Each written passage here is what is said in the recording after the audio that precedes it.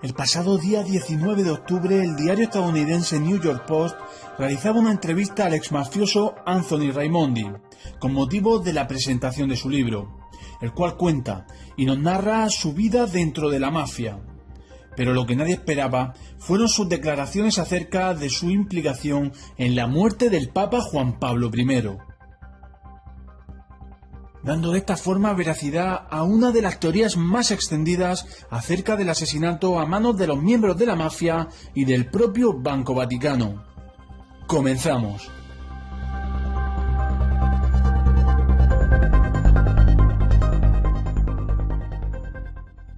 Hace algún tiempo dediqué un reportaje sobre la biografía, nombramiento y muerte en extrañas circunstancias de Albino Luciani, Juan Pablo I, el cual os recomiendo encarecidamente que veáis para entender todo el contexto de esta situación. Os dejaré el enlace directo al reportaje tanto en la descripción de este vídeo como en los comentarios. En aquel vídeo, además de hablar de las circunstancias de su extraña muerte, os expuse varias de las teorías más extendidas, pero de entre todas ellas siempre prevaleció una, la de su envenenamiento por parte de la Curia Vaticana. En aquellos días todos los dedos apuntaban a la implicación de la mafia, el Banco Vaticano y sobre todo al director del mismo, el arzobispo Paul Marcinkus, que como tratamos en aquel vídeo, se vio implicado en un fraude de más de $1.000 millones junto con el Banco Ambrosiano y su director, Roberto Calvi, quien era más conocido por lavar el dinero de la mafia. Pues bien, Anthony Raimondi ha venido a confirmar esta teoría, tratada ya en su día por David Jalop en su libro En nombre de Dios, pero aportando algunos datos muy sorprendentes al respecto en su confesión. Uno de los datos más reveladores es que Anthony Raimondi, además de mafioso, era primo del cardenal Marcinkus, director del Banco Vaticano, del que, como ya os comenté en su día, Juan Pablo I tenía intención de quitar de su puesto, quedando de esta forma al descubierto años antes de que saliera a la luz su fraude con la mafia. En la entrevista, el exmafioso, sobrino también del mítico Lucky Luciano, nos relata que en 1978, cuando contaba con 28 años de edad, fue reclutado por su primo el cardenal Marcinkus para acabar con la vida del Papa Juan Pablo I. Para ello se sirvieron de Valium, el cual le echaron en el té y una vez dormido vertieron veneno sobre su boca. Y nos lo relata de la siguiente forma. Estaba parado en el pasillo fuera de las dependencias del Papa cuando se sirvió el té. Nos cuenta que la droga hizo su trabajo tan bien que el Papa no habría despertado aunque hubiera un terremoto. Nos cuenta también que él quedó fuera de la habitación mientras su primo el cardenal Marcinkus medía la dosis con el cuentagotas. Se acercó a la boca del pontífice y apretó. Y nos dice literalmente esta frase. Cuando terminó, cerró la puerta tras él y se alejó. Poco después, el asistente de Juan Pablo I, revisando sus aposentos, se dio cuenta de que el Papa se estaba muriendo. Salió gritando ayuda al pasillo y allí acudieron sus propios asesinos, fingiendo, claro está, que para ellos era una sorpresa.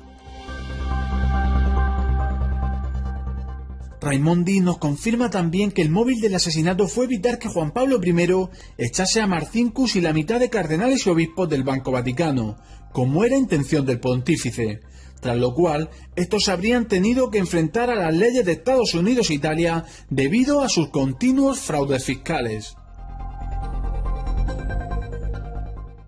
El exmafioso nos cuenta también cómo apenas unos días después, cuando el cadáver aún no estaba frío, fue convocado para asesinar a su sucesor, Juan Pablo II, quien tenía intención de continuar con la senda marcada por Albino Luciani. Pero tal y como narra el New York Post, finalmente decidió no actuar contra el Banco Vaticano, porque sabía que lo matarían. De esta forma, Juan Pablo II llegó a ser el segundo pontífice más longevo. Este asunto ya lo trató Jesús López Sáez en su libro Se pedirá cuentas. Al margen de los detalles del asesinato y su implicación, Anthony Raimondi nos cuenta una serie de anécdotas totalmente surrealistas. Por ejemplo, que él se negó a ser el ejecutor, porque esto le supondría un billete directo al infierno, aunque como él mismo nos cuenta, ya había realizado muchos trabajos para la mafia.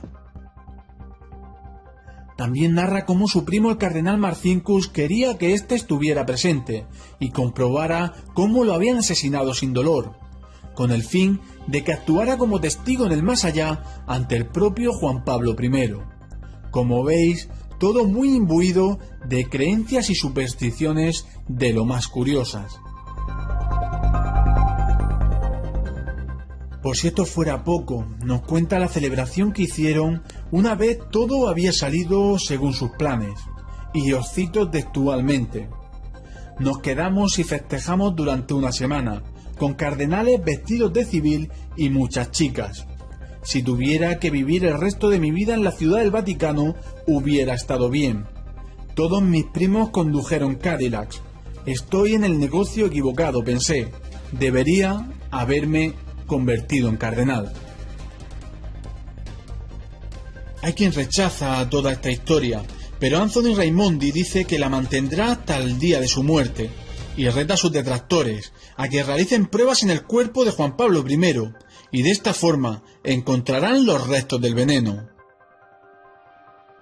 Pero podéis estar seguros de que esto jamás sucederá, y como ya conté en su reportaje, el cuerpo fue embalsamado la misma noche de su aparición, impidiendo de esta forma cualquier tipo de autopsia.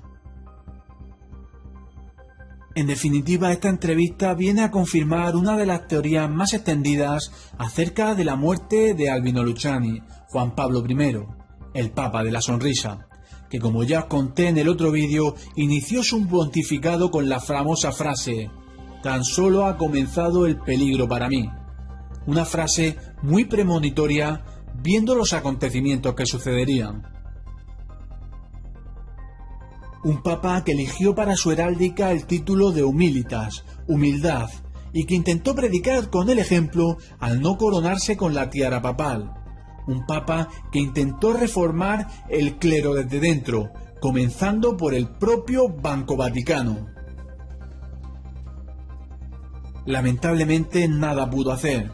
Apenas duró 33 días en el trono de Pedro.